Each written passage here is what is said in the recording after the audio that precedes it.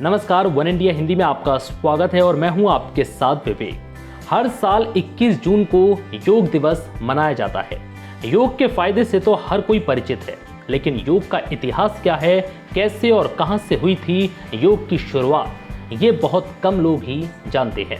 आज इस वीडियो में हम आपको योग से जुड़ी बड़ी बातें और इसके इतिहास के बारे में बताएंगे।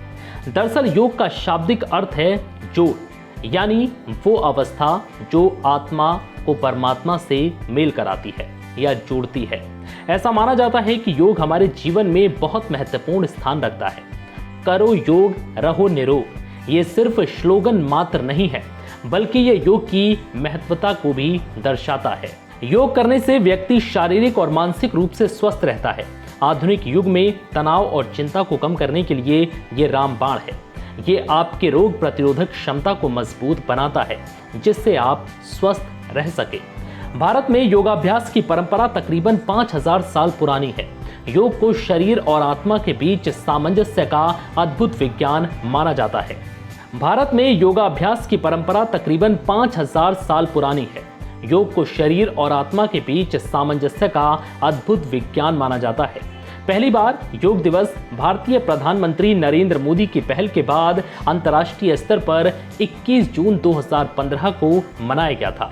इसका मुख्य उद्देश्य लोगों को योग के प्रति जागरूक करना है, क्योंकि योग करने से व्यक्ति शारीरिक और मानसिक रूप से स्वस्थ रह सकता है। वहीं कोरोना काल ने योग की महत्वता को भी और बढ़ा दिया है।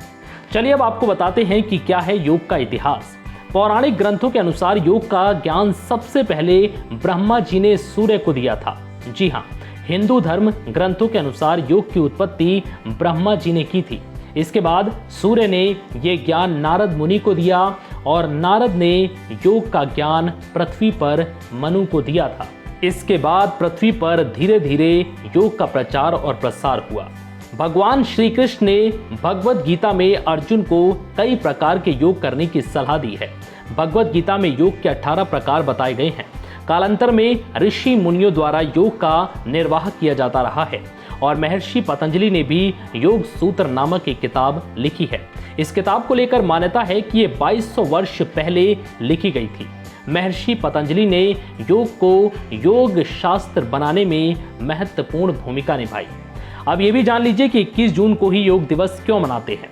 अंतर्राष्ट्रीय योग दिवस मनाने के लिए 21 जून का दिन तय करने के पीछे की एक खास वजह है। 21 जून साल के 365 दिनों में सबसे बड़ा होता है। ये मनुष्य के दीर्घ जीवन को दर्शाता है। इस दिन सूर्य जल्दी उदय होता है और देर से ढलता है। मान्यता है कि इस दिन सूर्य का तप सबसे ज्यादा प्रभावी होता है और प्रकृति की सकारात्मकता ऊर्जा सक्रिय रहती है। फिलहाल इस वीडियो में इतना ही। नमस्कार।